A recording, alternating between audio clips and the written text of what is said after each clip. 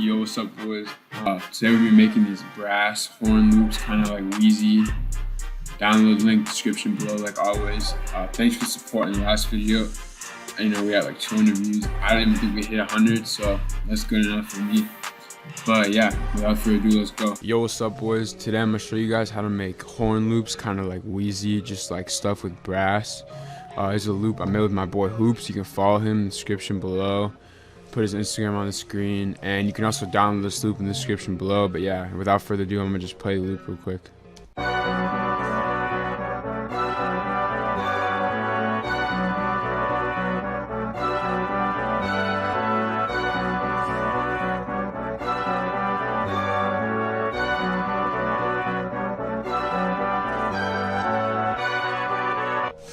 So yeah, pretty simple loop. Made it a couple weeks ago. Thought I should make a tutorial about it. Something kind of cool. It got used by Pluto, and it has like almost 20k views. Nobody cares. Yeah, I know it's not that much. It's just like the most viewed beat, but yeah. So pretty much, Hoop sent me the starter. I added stuff to it, and yeah, I'm gonna just go over like the little principles, but I'll play it real quick by itself.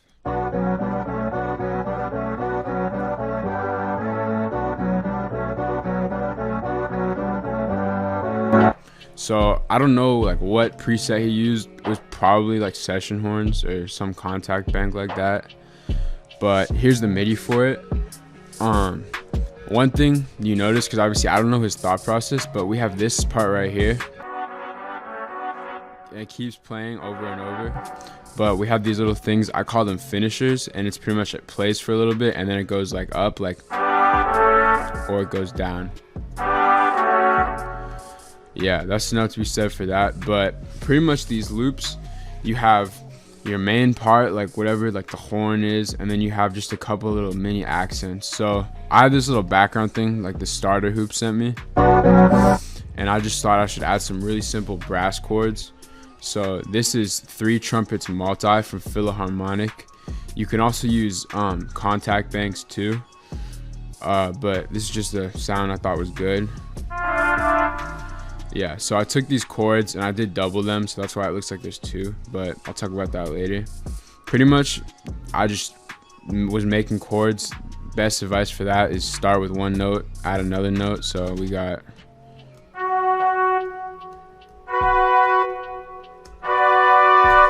but obviously you have these little like up sections you hear in a lot of horn beats or loops.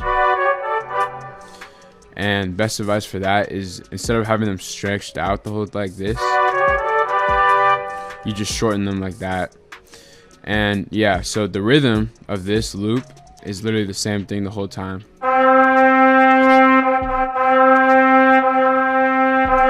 And that's literally the most important thing, like easy rhythm to follow. I talked about this in the last tutorial. You got your rhythm and you just have these little mini sections. Like to find it, you start with the slower notes, add notes on top, and then yeah, same thing that goes the whole time. So this goes down, this goes up, this goes down, this goes up. This one goes up just a little bit more than this one. Just thought I would add suspense, but pretty much the only thing I could talk about in this is like instead of just having this be 2 chords like this, like I just had this note stretched the whole time, because like I said, these finishers or whatever you want to call them, it's just like makes the listener just kind of like, oh, what's going on, like sounds different, like they don't expect it. Just a good ending, like. And yeah, that's literally the main loop, just this starter and this horn. But obviously you need little accents just to keep the listener interested, because if it was just the same thing over and over, it still could get boring. So pretty much I had no idea what I wanted to add, so I started out with this one-shot kit from a Bass One and Pilgrim kit, and this is just what it sounds like. It's just a little bell. It's pretty much the same thing. It goes like this, then it goes down, same thing, goes up, same thing goes up. Like, yeah, not much to be said. Then I found this really weird sound from Philharmonic. I'll play it. This is what it's called, but this is what it sounds like. I don't even know like how I figured it out or whatever, but it's just this little like violin thing. And yeah, like I said, simple to follow, simple rhythm, and it goes with the horns. So I thought I could use one more thing. So I took this one shot from a KBZ one shot kit, reversed it. You just click on the one shot sound and reverse it since it's not a VST. And then literally the same pattern. So a trick you can do is I put these extra notes in, because if I play it by itself, it's got this like annoying little clicky sound. So to counter that, you can click it, right click the sound, cut itself, add another note. So this means it's gonna stop when this note comes in, and then the other note, you just take the velocity, turn it all the way down, so it's gonna stop whenever this note comes in. So it'll stop right here.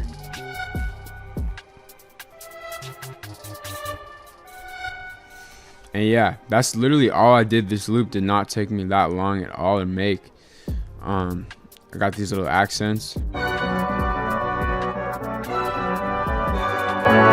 a simple rhythm that goes through the whole thing, and I'll even show you guys the mixing. Like, it literally is one VST the whole time. So this, I used fruity reverb, more fruity reverb, nothing, more fruity reverb, more fruity reverb, and nothing.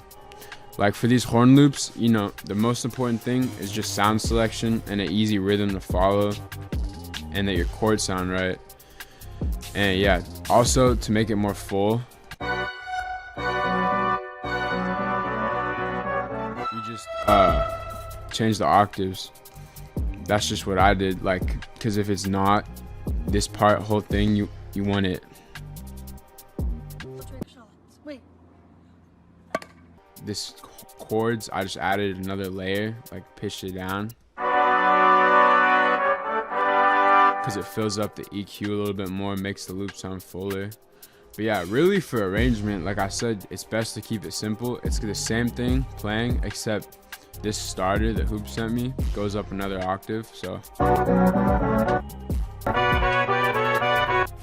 and then goes back down again, and I took out these little accents right here, so it's just a little reverse thing.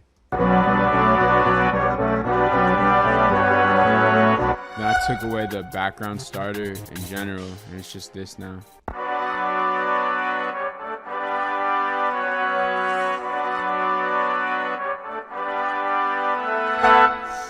Yeah, that's all I did. And then another trick you can do, so obviously you want to put the BPM and key, but when you're sending these loops out, obviously the person you send it to is going to know it's from you, but if you put in with another person's name, they're not going to know it. So always put the @ of the person, like their BeatStars @ just so you can add them as the other person can add them as a collaborator, and like if they want to reach out, they can do that. And yeah, it just makes it a lot easier, and it's just good for the other person.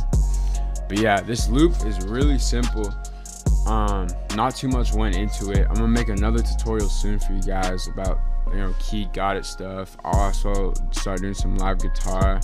But yeah, follow my Instagram @ LoganKBHN. You know, DM me if you're trying to buy some samples or whatever. Like, I'll also leave a link to my kit place in the description where you can get my free kits. And yeah, download this loop, follow Hoops, and yeah, have a good one.